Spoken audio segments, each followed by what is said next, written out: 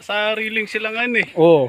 Ang daming sa amin kahit yung mga bata nagganon eh, nagma-vlog na. Okay ka lang?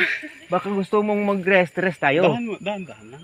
Dandahanin natin kasi kami, hindi pa nag-iinit yung radiator namin. Ikaw baka mag-overheat na.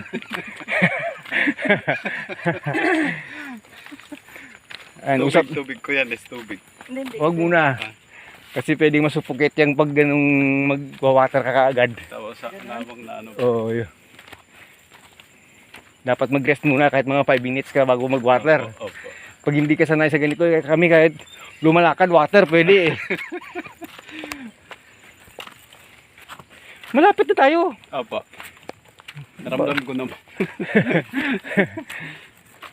Ito maganda lakarin araw-araw kung talaga mag-exercise lang. Pag gusto mo talagang mawala yung mga sakit-sakit mo sa katawan, magpapawis. Opo.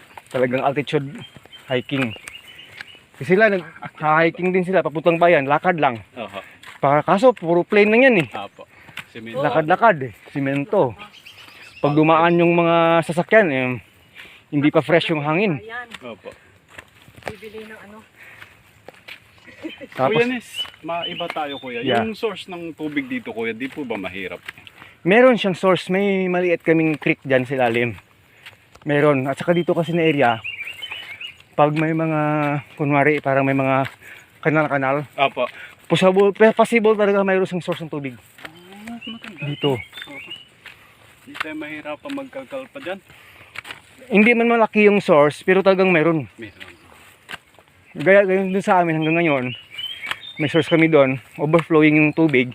Opo. Kahit na hindi ganun kalaki, At least nasusustain niya. sustain yung tubig. Opo. Continuous siyang overflow. Oho. Yung, di ba nung nagpagawa kayo ng ng bahay ng kambing, di ba kayo ng lagari kayo ng kahoy kuya? Oo, Oo. Di ba may nahuli kayong doon? tawag. Yung il? Oo, napanood mo yun. Yun, yung maliit na creek yun. Ah, yun na yun. Yung nag-umulan ng mga 3 weeks ago dito ng malakas. Opo. Yung kaibigan ko, nakakuha na naman siya ng mas malaki pa dun. Nakuha niya. Anong klaseng kahoy yun kuya? Tuog. Nalason siya doon. No? Yun yung kahoy na tuog. Oo, naalala ko. Parang nalason siya dun. Yung mga content ko sa YouTube. Kaya nga ako, ba't nandito yan? Yung mga yes. Nagatubod. Yung kahoy yung tuog. Pero mayroon tayong barangay dito sa Leo na tuog na rin ng term. Opo. May tubig sa laman sa loob. Oo. Kaya yung malaking tuog na yung kahoy na yun pinaputol ko. Ilang araw yun, Tuloy-tuloy ang may tubig siya. sa kanya. Oo. Nalabas sa katawan niya. Kaya yan para sabi nila, para sa iwan ko lang. Nalason yung LA. Yun. Pero yung na-research ko, Opo. para siyang water tree siya. Aha. Yun yung tinatanim talaga dati para sa mga mag-maintain. Para ma-maintain yung yung mga water streams. Opo. Yun yung tinatanim ng klase. Akala ko nga may hose eh. Parang continuous Continuous. sa tuog na nakahoy. Ayan. Oh, yun. Ano lang yung pinakamataas tapos wala na.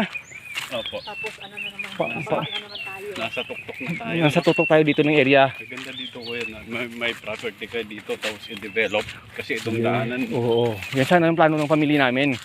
Kasi yung isang tiyahe namin, may siya, may pera siya. Opo.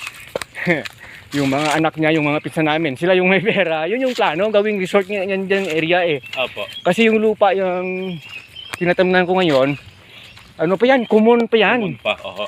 11 silang magkakapatid ng tatay ko. Hindi pa po Ayaw ipahati. Parang yun yung plano ng family. Ilang yung total land area niya kuya, ilang hectares po? 7 yan, malapit-lapit 7 hectares yata. Yan ito eh. Hindi, malaki na rin pag may mga 0.6, 0.7 hectares ka. Malaki na rin yan. Pag puro maganda area at saka malaki-laki na rin. I-develop. Pag Pag na-develop nila mo. yan, 11 sila, di ba? Oo, 11 sila magkakapatid eh. Point something na lang sila. Oo. Kaya ayaw ipahati eh. Kasi yung ibang mga tiyuhin namin, tiyahin namin, wala naman. May mga single naman. Apo. Ayun. Saka ipapamanaan na rin sa gustong mag ano dito, wala na kasing willing mag ano pa, magsaka pa. Ako na lang. Oo. Yung mga pinsan namin, puro na professionals na lahat eh. Opo.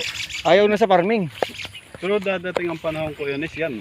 Babalik yan kasi Babalik gusto nilang i-develop ng kung anong yun yung plano nila. Oo. Kasi may ano na ng daan. Pag ito na develop itong daan, mas napakalaki ng chance. Opo. So malapit na talaga tayo. Ang ganda. Pag wala yung mga kahoyan, makikita mo doon sa ilalim pati yung mga bahay doon. Kasi malapad itong area ng Buga. Opo. Mas malapad pa ang land area nito kaysa talagang bayan ng Leon. Opo. Consist ito ng siyam na sitios eh. Oh. May sitio kami dito na parang barangay na rin, sitio parang Buga eh. Kaya ngayon, outside ng province ng Iloilo, Opo. ito yung pinakamalaking barangay ngayon. Ang Buga. Matagal nang gustong makipaghiwalay ito sa Leon, magiging town. Opo. Pero hindi pwede, Kasi malapit. masyadong malapit. Dapat mayroon siyang at least 6 kilometers Oo, na distansya. Kaso lang 3 kilometers lang eh. Dito na tayo. Ayan, sandali. Yan, naintindihan ko eh. Niwang eh. Oh, manipis. Oo. Payat. Payat, oh. Tapos 10. Pulo eh. Pulo daw eh. Pulo dahil ganun na kamahal. Grabe. Dati, binibigay lang eh. Kasi nga may direct trader na. Pag may direct trader, nagpapamahal sila ng presyo. Pamahal, oh. Per piece na yung, minsan yung per 100, isang tali yun na 100. Tama yan. Kasi kitang-kita ko eh. Tamang-tama siya. Oh. Nauuhaw na yan eh. Kaya hindi nang, sabi ko dadalhin pa doon sa ilalim ng mangga. Dito na lang. Nauuhaw nitong isa. Hindi po. Ikaw na. Hindi ako nauuhaw. Nakainin mo nakatulog. Ikaw. Ako ba? Oy, sa'yo. Ikaw nagbutas eh. Ikaw. Nako. Thank you. Kukuha pa tayo ng marami. Doon sa isang puno. Hindi ka mga gata. Nandito na po kami. Kuya, anong gagawin nyo? Ang alin? I-scrape ba siya? Oo. Magbubuko salad? Oo. Parang lang. Sige. Raw lang. Oo. Pwede May- naman na dito na lang sa ano. Oo, minsan din. Hindi, mas maganda pag doon tayo. May kutsara tayo or para gusto mo magbuko ng walang problema. Kasi sila ni kumpare ko Nelson, bro Nelson ko mamaya nandito rin yan. Opo. Mahilig sa buko yun kasi malakas sa buko yun. Si Ma'am Che mamaya pag dumating yan ng mga 10 or 11 kung anong oras siya, didiretso rin yan dyan. At least meron na tayong nakuhang buko. Aakitin ko muna dun sa kabila. Kulang pa yan. Mamaya kulang. Ito kasi dalawa, kulang sa kanya eh. All the dreams tonight, my friend, never set them free. I was once like you before, knowing to begin. But I hold the dreams I have and never will be there. When you're down, strive to stand. He'll send you a helping hand. Your life is not just fantasy. All the dreams and be apart. Don't give up, never stop. He will help you reach your star. Though maybe you don't understand all the dreams and trust His hand.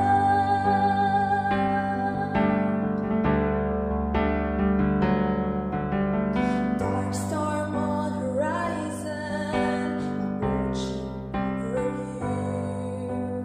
But never be afraid, my friend. Somebody loves you so.